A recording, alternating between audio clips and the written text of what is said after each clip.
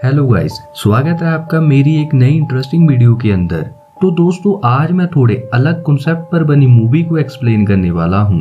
अब गाइस, ये मूवी मेरी पर्सनल फेवरेट मूवीज में से एक है, क्योंकि इस मूवी का कॉन्सेप्ट काफी अलग है। आई होप आपको भी ये पसंद आएगा। अब दोस्तों, मूवी को एक्सप्लेन करने से पहले मैं आपको डार्क वेब के कुछ फैक्ट्स बताना चाहता हूँ जो मूवी में यूज किए गए हैं। अगर फिर भी आपको सिर्फ एक्सप्लेनेशन चाहिए तो आप वीडियो को इस टाइम पर स्किप कर सकते हैं। अब गाइस, इंटरनेट को तो सब यूज करते हैं, पर आपको यह बात पता है कि जो इंटरनेट हम यूज करते हैं ये ऑल ओवर इंटरनेट का केवल और केवल 5% है। जी हाँ दोस्तों, केवल 5%। अब देखिए गाइस, 5% में ही कितनी चीजें आ जाती हैं, जैसे हमारी सोशल साइट्स, ई कमर्शियल साइट्स और भी न जाने कई सारी चीजें। पर इंटरनेट का जो बचा हुआ 95% हिस्सा है उसे हम डीप वेब कहते हैं, और डार्क वेब भी इसी का ही एक हिस्सा है जिसको इस मूवी में यूज किया गया है। अब अगर हम बचे हुए 95% इंटरनेट की बात करें तो दोस्तों, इसमें हमारा कोई भी सर्च इंजन काम नहीं करेगा। सर्च इंजन जैसे गूगल, याहू, बिंग वगैरह वगैरह। अब गाइस, डार्क वेब को ज्यादातर क्रिमिनल्स आपस में कम्युनिकेट करने के लिए इस्तेमाल करते हैं, क्योंकि यहाँ उन्हें कोई भी ट्रैक नहीं कर सकता। वैसे डार्क वेब को यूज करना इतना भी इजी नहीं है, क्योंकि इसे यूज करने के लिए कोई भी निश्चित साइट नहीं है। मतलब आप इसके ऊपर कुछ भी रैंडमली लिखकर सर्च नहीं कर सकते, आपको कोई इन्फॉर्मेशन नहीं मिलेगी जब तक आपके पास डार्क वेब की कोई साइट का यूआरएल ना हो। अब दोस्तों, मैं जानता हूँ आज मेरी वीडियो अलग डायरेक्शन में जा रही है, पर मैं चाहता हूँ आपको आज मैं मूवी एक्सप्लेनेशन के साथ थोड़ी सी नॉलेज भी दे दूँ। बस अंत में मैं आपको बोर ना करते हुए यही वार्निंग देना चाहता हूँ, अगर आप डार्क वेब यूज करते हैं या यूज करने के बारे में सोच रहे हैं तो बस एक बात को माइंड में रखिएगा कि डार्क वेब में आपके ऊपर हर 39 सेकंड में एक हैकर अटैक करेगा, और अगर गलती से भी उन्होंने आपको हैक कर लिया तो मुझे बताने की जरूरत नहीं है कि वह क्या क्या कर सकते हैं आपकी पर्सनल इंफॉर्मेशन के साथ।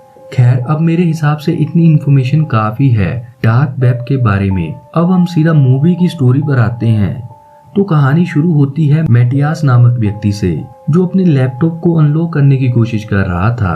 काफी बार गलत पासवर्ड लगाने के बाद फाइनली उसका लैपटॉप अनलॉक हो जाता है, और मैटियास अपनी लॉगिन आईडी और पासवर्ड डालकर उसे यूज करने लगता है। अब दोस्तों, मैटियास की एक गर्लफ्रेंड थी, अमाया, जो बोल और सुन नहीं सकती थी, जिसकी वजह से मैटियास और अमाया को वीडियो कॉलिंग के समय काफी मुश्किल हुआ करती थी। अब इस मुश्किल को हल करने के लिए मैटियास ने एक एप्लीकेशन बनाई थी, जिसके माध्यम से अमाया द्वारा किए गए साइन लैंग्वेज में कही गई बात को वर्ड्स में पढ़ा जा सकता था, और अमाया भी मैटियास की कही बात को साइन लैंग्वेज में समझ सकती थी। पर दोस्तों, मैटियास जब अमाया के साथ वीडियो चैट कर रहा था तभी उसका लैपटॉप बार बार हैंग होने लगता है। खैर, अब ऐसे ही शाम हो जाती है। अब गाइस, मैं आपको बताना चाहता हूँ, यह complete movie web camera type movie है, और यह मूवी एक ही रात में खत्म हो जाएगी। अब शाम के समय मैटियास अपने दोस्तों से स्काइप पर बात करना शुरू करता है। अब मैटियास के दोस्तों में है डैमन,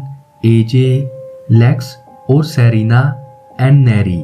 अब इन सब से बात करते दौरान भी मैटियास का लैपटॉप बार बार हैंग हो रहा था, जिसकी वजह से मैटियास लैपटॉप की स्टोरेज कैपेसिटी चेक करता है, जो तकरीबन फुल हो चुकी थी। पर मैटियास को कुछ भी समझ नहीं आता कि आखिर स्टोरेज कंज्यूम कहाँ हो रही है। इसी बात का पता लगाने के लिए लैपटॉप में कुछ हिडन फाइल्स को चेक करता है, जहाँ पर उसे कई सारी वीडियोस दिखाई देती हैं। तभी मैटियास को अपने फेसबुक पर एक अनजान लड़की का मैसेज आता है। वह लड़की मैटियास को कहती है, तुमने मेरा लैपटॉप चुराया है, मुझे वह वापस चाहिए। तब मैटियास एकदम से फ्रीक आउट हो जाता है। तब हमें भी समझ आता है कि वो मूवी की स्टार्टिंग में मैटियास को पासवर्ड लगाने में इतनी परेशानी हो रही थी। अब मैटियास को अमाया की वीडियो कॉल आती है, जिसमें अमाया तो नहीं होती पर उसकी एक दोस्त होती है। पर गाइस, यहाँ खास बात यह थी कि अमाया की दोस्त मैटियास को बताती है कि उसने वीडियो कॉल नहीं करी है, जिस पर मैटियास कुछ कहता, बस तभी उसकी स्क्रीन फ्लिकर होने लगती है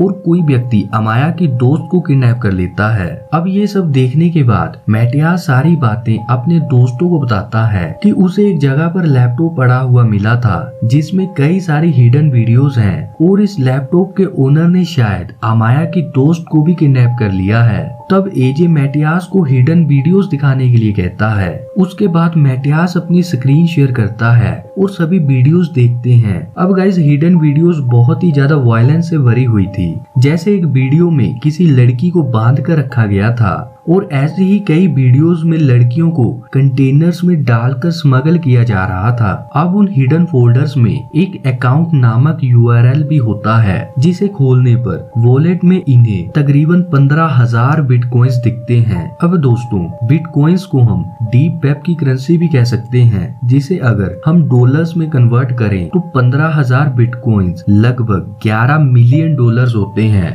अब इतने पैसे को देखकर सभी हैरान हो जाते हैं। अब बीच बीच में मैटियास को अमाया की फेसबुक आईडी से मैसेज आते हैं इसी लैपटॉप के ओनर के। अगर उसने या उसके किसी भी दोस्त ने पुलिस को इन्फॉर्म करने के बारे में सोचा तो मैं अमाया को मार दूंगा। इसका मतलब है कि इन सभी को उस व्यक्ति द्वारा हैक कर लिया गया है। अब वह व्यक्ति मैटियास से डील करता है कि तुम अमाया को अपने घर पर बुलाओ और मैं भी उसका पीछा करते हुए तुम तक पहुंच जाऊंगा, तब तुम मुझे मेरा लैपटॉप लौटा देना। तब मैटियास इस बात पर एग्री हो जाता है। पर इतनी ही देर में मैटियास के लैपटॉप में अपने आप से ही रिबन नाम का सॉफ्टवेयर रन होने लगता है जो सीधा डार्क वेब से कनेक्टेड था। अब इस सॉफ्टवेयर में एक व्यक्ति का मैसेज आता है कि तुम्हारी पुरानी कंट्रीब्यूशन वाली वीडियोस अच्छी थी। जब मैटियास अपने लैपटॉप में कंट्रीब्यूशन वाला फोल्डर खोलता है जहां पर उसे कई लड़कियों के नाम की वीडियोस मिलती हैं। अब दोस्तों इन वीडियोस में लड़कियों को कैद करके रखा गया था, जिसका रीजन मैं आपको बताता हूँ।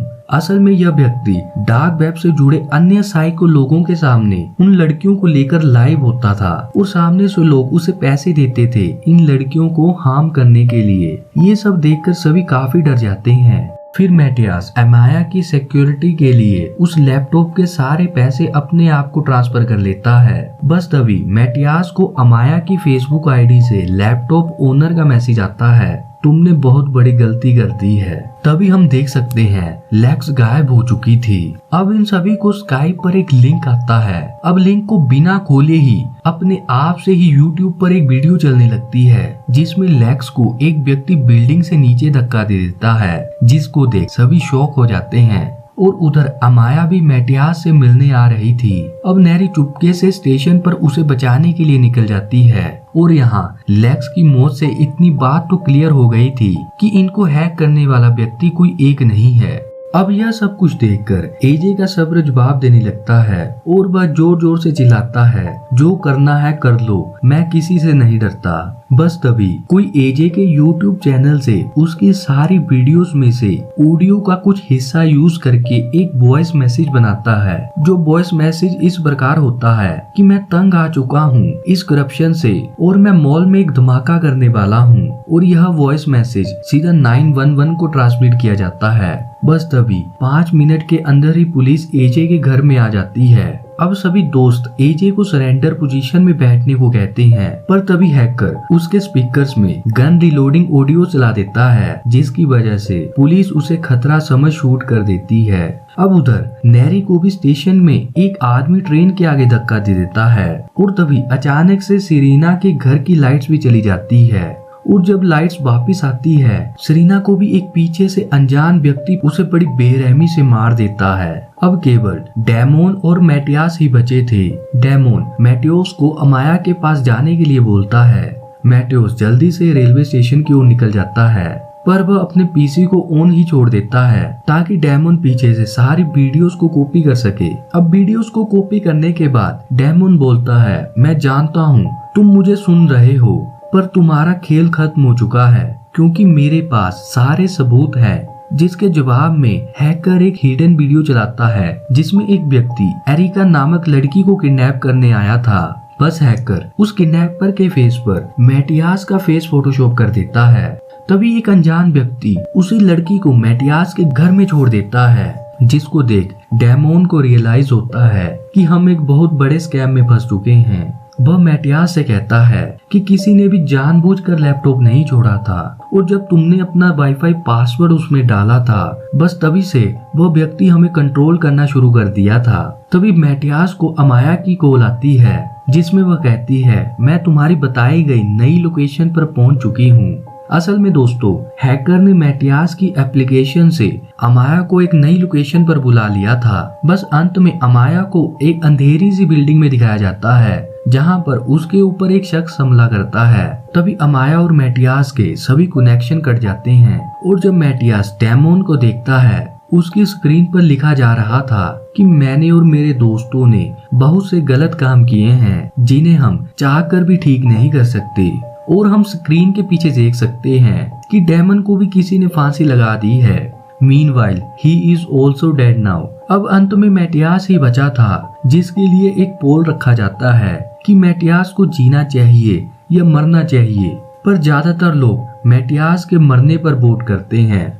बस उसी वक्त मैटियास को भी एक गाड़ी कुचल देती है और अंत में हमें दिखाया जाता है जो भी मैटियास और उसके दोस्तों के साथ हुआ उसे सीधा ही डार्क वेब पर लाइव ब्रॉडकास्ट किया जा रहा था और वह सभी लोग अब कैमरे के सामने आते हैं जिन्होंने मैटियास और उसके दोस्तों को मारा था और वह कैमरे में देखकर खुश होते हैं।